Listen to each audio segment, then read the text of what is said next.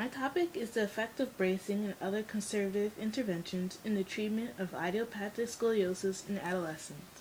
It's a review based on a bunch of studies. Some background on scoliosis. Scoliosis is the lateral deviation of the normal vertical lines of the spine greater than 10 degrees.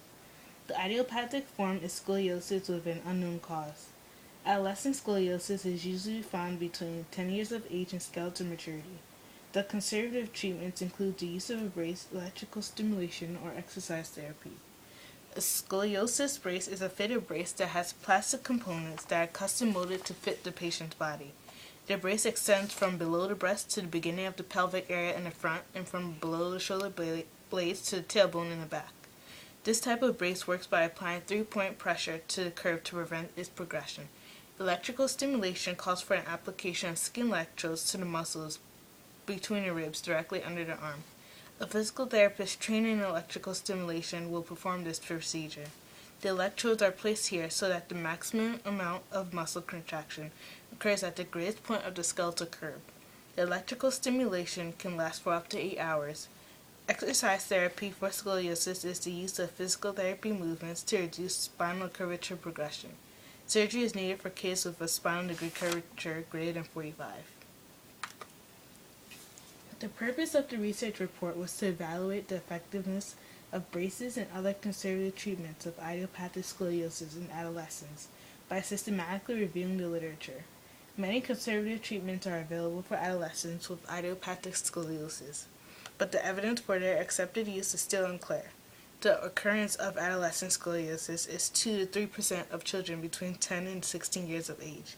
The ratio of girls to boys is equal in adolescents with spinal curvatures of 10 degrees. With spinal curvatures greater than 30 degrees, the ratio increases to 10 girls for every boy, and scoliosis in girls tend to progress more often. Only 10% of adolescents diagnosed with scoliosis have curve progression requiring medical intervention. More than 90% of diagnosed cases require only observation with repeated examination during the growing years. Treatment of idiopathic scoliosis is indicated for patients with spinal curvatures greater than 20 degrees.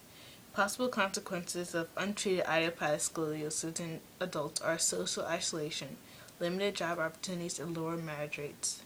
There is no indication that the life-threatening effects occur in adolescent scoliosis. Treatment strategies for idiopathic scoliosis include conservative treatment and surgery.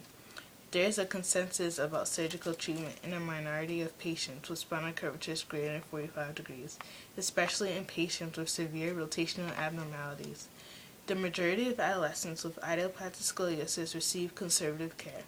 Overall, the rationale for the choice of type of conservative care is unclear.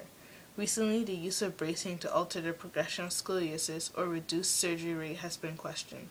The literature shows that the bracing does not seem to alter the natural history of progressive idiopathic scoliosis or to reduce surgery rate.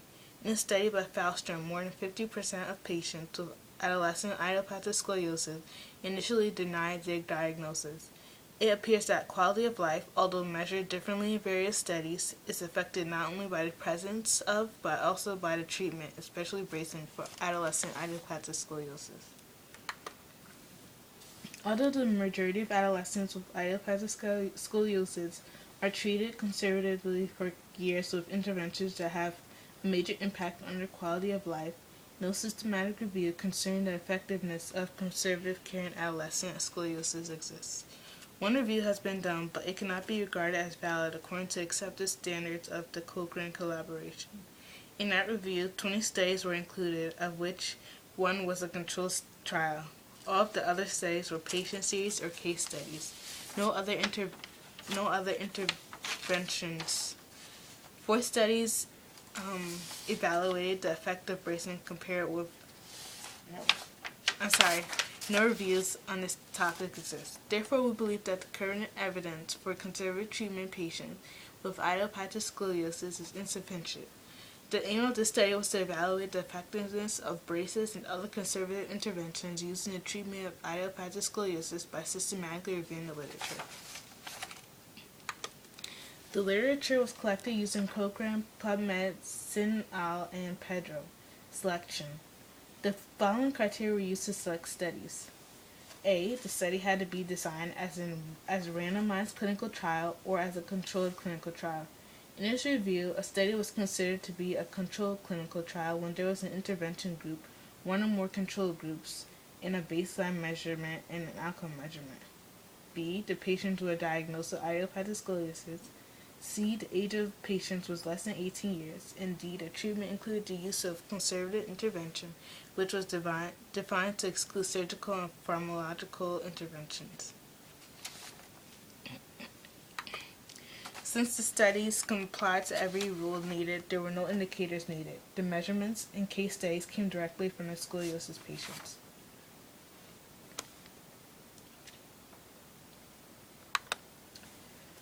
This is an example of two of the studies the authors used. Table 2 presents a short description of the study design, study population, intervention, control group, outcome measures, and quality score for each article included in the systematic review.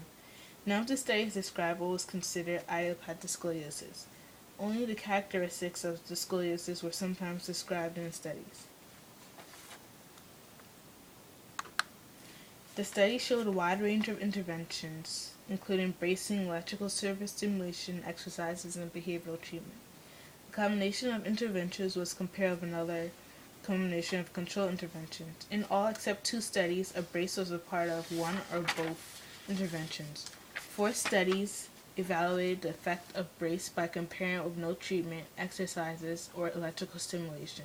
The effect of training as an add-on therapy upon wearing a brace was evaluated in 2 studies. Different braces were compared in 5 studies. In the remaining 2 studies, the effect of behavioral treatment was compared with no treatment. The size of study groups ranged from 4 to 129 subjects.